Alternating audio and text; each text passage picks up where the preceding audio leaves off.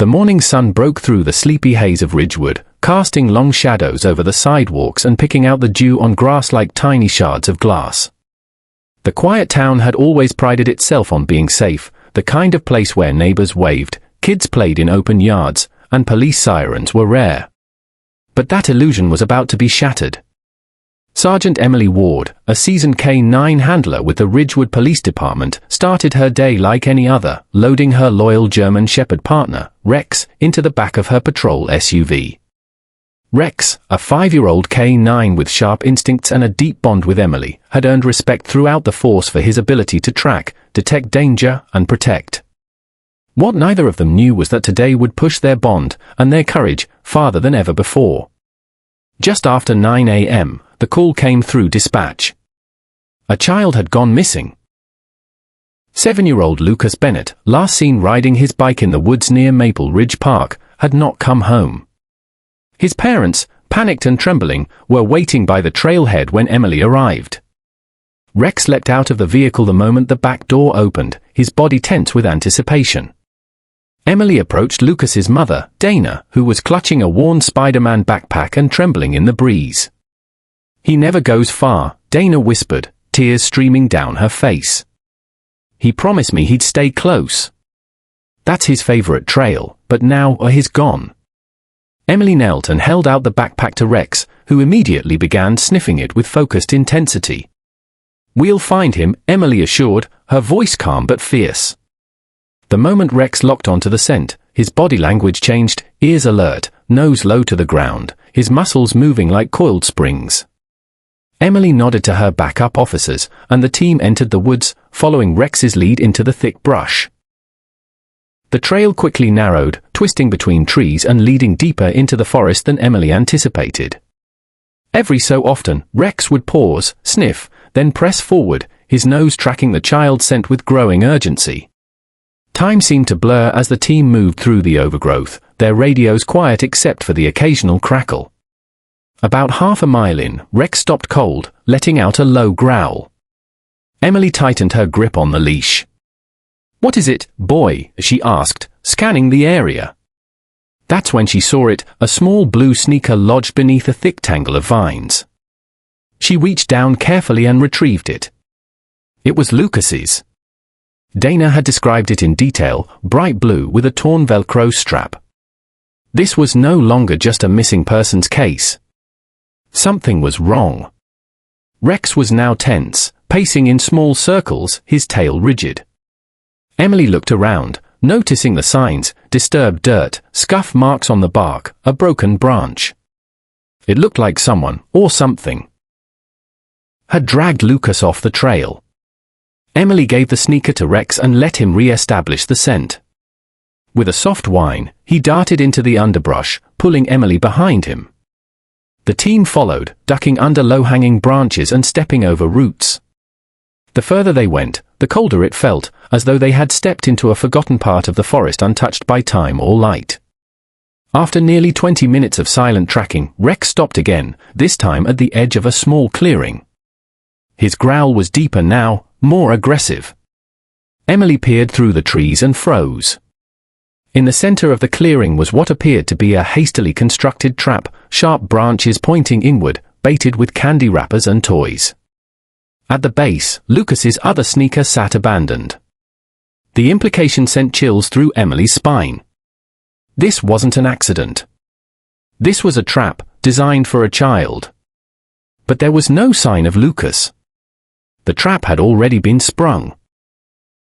Its mechanism broken and the forest floor disturbed. Rex barked once, sharp and loud, before charging into the clearing. He sniffed the trap's perimeter, then stopped suddenly, head whipping toward the trees on the far side.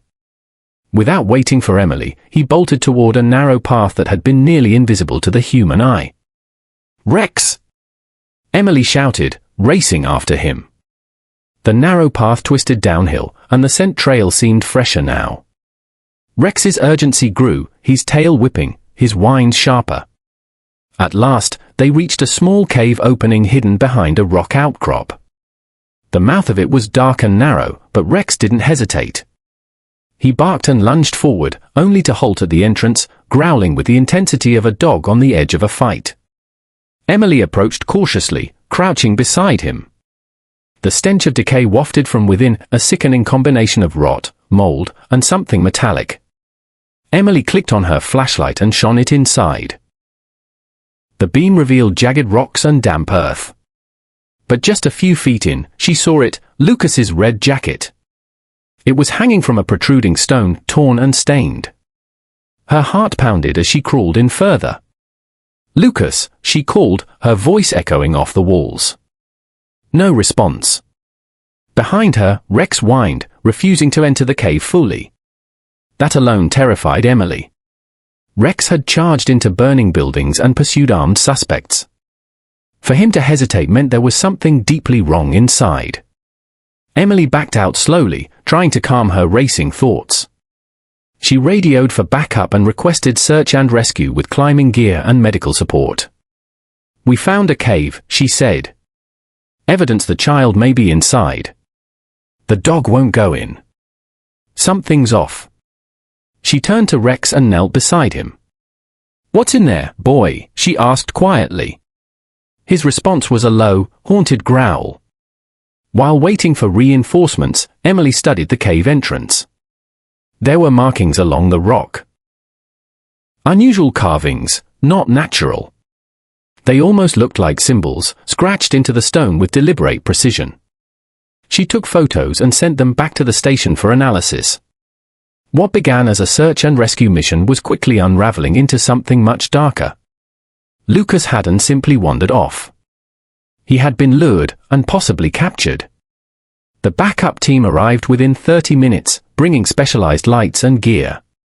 2 officers entered the cave while Emily and Rex waited anxiously outside. Minutes ticked by slowly until one of the officers emerged, pale and visibly shaken. "There's more inside," he muttered. Rusted cages. Scraps of food. Bones, some animal, some not. Emily's stomach turned. "Is the boy in there?" she asked. The officer hesitated, then nodded. "He's alive. Barely. Unconscious, dehydrated, but breathing.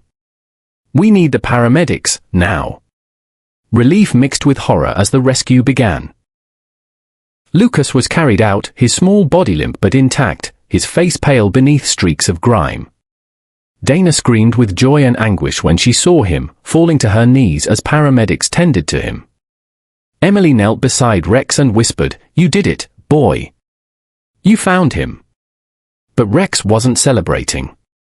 His eyes remained locked on the cave, his body still tense. Emily followed his gaze, and felt that chill again. Something was still in there. Something that had set the trap, dragged Lucas in, and left those terrible signs behind. That night, as Ridgewood buzzed with news of the miraculous rescue, Emily sat in her office, reviewing the cave photos. The symbols were ancient, nothing standard or local. One of the analysts believed they resembled occult markings, used in rituals or ceremonies. But that raised more questions than answers. Who had made the trap? Why target a child? And most disturbingly, was this just the beginning? Rex lay at her feet, restless, occasionally growling under his breath. Emily reached down to pet him, but he flinched, eyes still wary. "We're not done, are we?" she whispered. Rex didn't respond. He didn't have to. Because deep down, Emily already knew, whatever they had uncovered today was only a fraction of the darkness still lurking in those woods. The nightmare should have ended the moment Lucas was pulled from that cave, but it didn't. If anything, what came next only deepened the fear that had begun to spread like smoke through Ridgewood. The cave had been a tomb of secrets, and while Lucas had been found alive, he remained in a fragile state, silent, eyes wide open but vacant, as though the boy's spirit had been locked away somewhere deeper than the rescue team could reach. He didn't speak. He didn't cry. He didn't blink when his mother stroked his face. Whatever he'd seen in that darkness had stolen something from him, and Sergeant Emily Ward couldn't shake the image of his trembling body being carried into the ambulance, his hands clenched tightly into fists, as if still holding onto something invisible and terrible. Emily hadn't slept the night after the rescue. Rex hadn't either. He paced constantly, whining near the door, tail low and stiff. She'd tried to comfort him, but it was no use. He kept glancing toward the window, toward the woods beyond her house, ears twitching at sounds no human could hear. And when the wind picked up around 3 a.m., he let out a bark that chilled her blood. It was a warning, sharp and guttural, like he sensed something moving just out of sight. She stepped outside, flashlight in hand, sweeping the beam across the tree line. Nothing. But Rex refused to go back inside until dawn broke. By mid-morning, the case had taken a new direction. Forensics teams had cordoned off the cave and begun mapping the surrounding terrain. What they found only made things worse. Less than 200 feet from the cave, buried beneath a shallow pile of leaves and branches, they uncovered another trap, this one more complex. It had been rigged with tension lines, spikes, and what looked like animal bones tied to strings. Whoever had constructed it wasn't just improvising, they were experienced. This wasn't a one-time event. It was a pattern. A setup. The investigators also recovered old fragments of clothing, buttons, bits of fabric buried under moss and soil, some fresh, some rotted by time. There were too many to belong to one child. Emily was there when they dug it up, watching the coroner pale as he identified a torn Hello Kitty shoe, the kind worn by a missing girl from 3 years ago in a neighboring county. Her name had been MIA Harper. She'd vanished without a trace while playing near a campground. Now, finally, there was a clue. But the realization brought little comfort. If these woods were being used as hunting grounds, how long had this been going on? And who was behind it? Emily sat on the edge of the newly discovered trap, staring down at it, her mind racing. Rex stood beside her, his posture rigid, his ears flat against his skull. He didn't growl. He didn't bark. He just stood there, unmoving, staring into the trees. It was the stillness that disturbed her the most. Rex was never still unless something truly terrified him. Emily rose and scanned the perimeter, then decided to follow her gut. She and Rex returned to the area near the cave, retracing their steps from the previous day. She needed to understand the path Lucas had taken, why he went that way, what had lured him.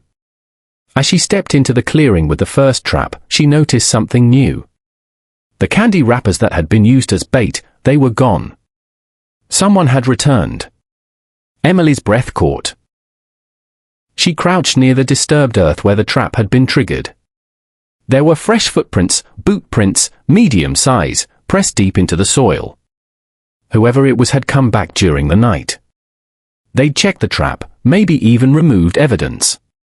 She radioed the forensics team, but before they could arrive, Rex barked and bolted toward a grove of pine trees nearby. Emily chased after him, ducking branches and following his path until he stopped near a hollowed tree trunk. He stood there, hackles raised, snarling at something inside. Emily slowly approached and peered in. Inside the trunk was a box. A wooden box, handmade and sealed shut with rusted wire. Emily carefully reached in and pulled it out. It was surprisingly light. She unwound the wire and lifted the lid. Inside was a bundle of old newspaper clippings, all faded and yellowing. Each one was about a missing child. Some from Ridgewood. Others from neighboring towns and counties. Names she recognized, cases she'd seen on posters over the years. And then, at the bottom of the box, was a Polaroid photo. It showed a man. Blurry. Mid-30s, long unkempt hair, wearing a hooded jacket. But what stood out most was the way he looked at the camera, wide-eyed, as if surprised, as if someone had taken the photo without his knowledge. In the background of the photo was something that turned Emily's stomach, a child's shoe, half buried in mud. And next to it, that same twisted trap structure. Whoever this man was, he was connected to it all. As Emily stood with the box in her hands, Rex suddenly tensed. His ears flicked. A sound, barely audible, carried through the woods. A snapping twig. Then another. Someone was nearby. Watching. Emily backed away, clutching the box, and began moving toward the road. Rex, "Heel," she commanded. He obeyed, though reluctantly, never taking his eyes off the tree line behind them. The moment they reached the main path, Emily called for immediate backup. By the time the team arrived and swept the woods, the intruder was gone, but now they had a face. A clue. Back at the station, Emily spread the contents of the box across the evidence table. The man in the photo was not in any local database. Facial recognition yielded no match. But for Emily, one thing was clear: this wasn't random. It was ritualistic. The symbols in the cave. The traps. The box hidden like an offering. Someone was hunting children, and they had been doing it for a long time. Meanwhile, Lucas remained unresponsive in the hospital. Medical staff confirmed he was physically stable, but his mind had shut down. Trauma, they said. Deep psychological shock. Emily decided to visit him, hoping maybe the sight of Rex would spark something. She brought Rex to the hospital under special permission, and when they entered Lucas's room, the boy didn't move. But Rex padded to his bedside, rested his head gently on Lucas's arm, and whimpered. A long, soft, almost mournful sound. Then, something incredible happened. Lucas blinked. Slowly. His hand twitched. He didn't speak, but his eyes moved to Emily's face, then to Rex. Tears welled up and rolled silently down his cheeks. Emily leaned in gently. "You're safe now, Lucas," she whispered. "He found you. He brought you home." Lucas opened his mouth, lips trembling, and barely managed to whisper one word: "Man." Emily's heart stopped. "What man, Lucas?" she asked softly. "Can you tell me?" But Lucas's lips quivered, and he simply shook his head violently. He said don't tell, or he'll come for me again." His voice cracked like dry leaves. Emily reached for his hand. "You're safe now. I promise." But she wasn't sure if that was true anymore. That night, Emily locked every door and sat on her porch with Rex lying at her feet. The box with the photo sat on the table beside her. Somewhere in those woods, the man behind all of this was still out there, watching, waiting. And Rex knew it.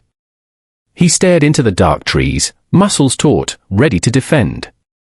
Emily had seen many horrors in her career, but this was different. This wasn't just a disturbed individual.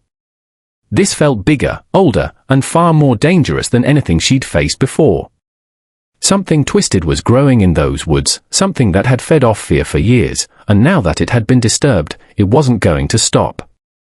The town of Ridgewood was no longer merely afraid, it was gripped by something colder, something ancient. Whispers spread like wildfire. Parents kept their children inside. Local news swirled with stories of the forest stalker or the trapmaker, and though authorities tried to quiet the panic, it was too late. Lucas's haunting silence had told them all they needed to know: there was evil in those woods. But what they didn't yet understand was just how deep it went. And Emily Ward, with her loyal K-9 partner Rex, was about to discover that truth in a way she never could have imagined. In the days following the photo discovery, the department poured every resource into identifying the man in the Polaroid. Nothing surfaced. No criminal record. No digital fingerprint. It was as though he'd lived in the shadows his entire life. Meanwhile, Lucas was released into psychiatric care under tight protection. The boy remained locked in a shell, speaking only in murmurs when Rex visited, never to adults. "The man watches," he whispered once. "He doesn't like light." Emily took that to heart. She began coordinating early morning sweeps with tactical units and search dogs, focusing on areas with heavy canopy cover. The forest was dense and deceptive, paths shifted, terrain changed, and GPS signals failed often. But one morning, Rex picked up something new. Just past the trap site near the cave, he veered off the grid entirely, nose to the ground, following a scent trail unlike anything he'd tracked before. Emily followed close behind, adrenaline sharpening her every movement. They pushed deeper and deeper until the sounds of civilization disappeared completely. After almost an hour of hiking, Rex stopped. His ears pricked forward, They'd arrived at what looked like an abandoned hunting camp, hidden behind a screen of thick brambles. The structures were crude, lean-tos, animal skins, a fire pit surrounded by sharpened sticks. But it was the center of the camp that made Emily freeze. Nailed to a tall oak tree were dozens of small, rusted traps, each one twisted into strange, almost ritualistic shapes. Hanging among them were toys. Dolls. Baby shoes.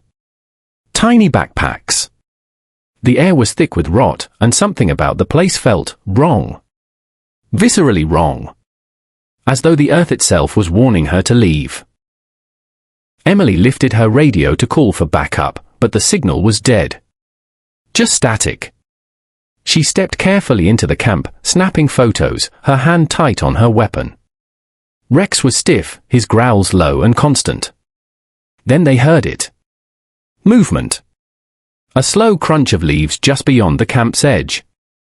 Emily spun, raising her flashlight. A figure stood just beyond the tree line, partially obscured, unmoving. It was him. She knew it instinctively. Police? Show me your hands, she barked. The man didn't move. I said show me your hands. Still no movement. Only his breath, deep and slow. Then he turned and melted into the woods without a sound. Rex, go! Emily shouted, unleashing her partner. The dog tore off after the man, barking. Emily followed, heart pounding. They ran for what felt like miles, the trees growing thicker, the light dimmer. Finally, Rex stopped at a narrow fissure in the hillside, almost hidden. A concealed entrance. A tunnel. Carved into the rock. Its entrance covered by a lattice of sticks and moss. This wasn't just a hiding place. This was a lair. Emily radioed again. Nothing. She drew her weapon, flashlight in hand, and entered with Rex at her side. The tunnel sloped downward, walls damp and close. The deeper they went, the colder it grew. And then, they reached it, a chamber, roughly carved, with strange symbols etched into the stone. On one side, there were boxes filled with more Polaroids, more clippings, even children's drawings. On another, a large wooden chair, almost like a throne, surrounded by melted candles and bones. But the most terrifying part? The back wall. It was covered in photographs of children. Hundreds. Some marked with red excess. Others circled in black ink. Some missing. Some presumed dead. And in the center of it all, Lucas's photo, taped beside a recent one, of another child. A girl from Ridgewood who had gone missing just a week before Lucas, Megan Palmer. No one had connected her to the cave or the traps. Until now. Emily's gut twisted. She scanned the chamber. Rex, search, she whispered. The dog darted around, sniffing furiously. Then he began barking ferociously at a wooden panel near the floor. Emily rushed over, pried it open. Behind it, a hidden crawl space. And inside, huddled in a ball, was Megan. Alive. Barely. Emily reached in, gently pulling the girl into her arms. Megan sobbed, clinging to her. He said I was next, she cried. He said the forest chooses who stays. Emily held her tightly, heart-shattering. You're safe now, she whispered. We're getting out. But just as she turned, a deafening noise echoed through the tunnel, a scream, not human, more like an animal in pain. And then came the fire. Flames erupted from the entrance, filling the tunnel with smoke. The man had set it ablaze, trying to trap them inside. Emily grabbed Megan and turned to Rex. Find another way, she shouted. The dog sprinted deeper into the tunnel, nose to the ground. Emily followed, coughing, shielding Megan with her coat. The heat was unbearable, the smoke choking, but Rex led them through a twisting side passage, narrow and steep. Finally, they emerged, through a crevice in the rocks that spilled into a stream. Emily collapsed, coughing violently, holding Megan close. Rex stood beside them, blackened with soot but alive. Moments later, the tunnel behind them exploded in a burst of smoke and flame. He destroyed the lair. But they'd gotten out. And Megan was safe. By the time backup arrived, the man had vanished again, but this time, they had real evidence. Photos. DNA. A victim who could speak. The FBI took over the case, launching a manhunt across state lines. Emily handed over the evidence, but one thing remained with her, something she'd taken from the throne before fleeing, a notebook. Handwritten. Rambling entries that spoke of voices in the trees, of the forest spirit that demanded offerings, of traps to satisfy the hunger. It became clear the man was deeply disturbed, perhaps part of a cult long lost to time. Or maybe he was alone, twisted by years of delusion and isolation. Either way, his crimes had been masked by the vastness of the forest, and perhaps something even older than madness. Emily was hailed as a hero, as was Rex. Their story made national headlines. But she didn't feel like a hero. At night, she still heard the screams. Still saw the symbols. Still felt the eyes watching from the trees. And Rex? He never slept easy again. He stayed near the window, always alert, always watching. Megan recovered slowly. So did Lucas. In time, both children began to speak about their experience. Lucas described a man who wore shadows. Megan said he'd spoke to the forest and said the trees told him who to take. Chilling words from such young voices. The traps were dismantled. The cave was sealed. The forest was patrolled day and night. But Emily knew it wasn't over. Evil doesn't disappear. It recedes. Waits. And someday, she feared, it would return. Still, when asked why she risked everything, Emily always said the same thing. Because Rex led me. He had trusted his instincts. He had heard what others could not. And when it mattered most, he had found the children no one else could. He wasn't just a police dog. He was a guardian. And somewhere in those haunted woods, his growl still echoes in the silence, warning whatever hides there that justice has teeth.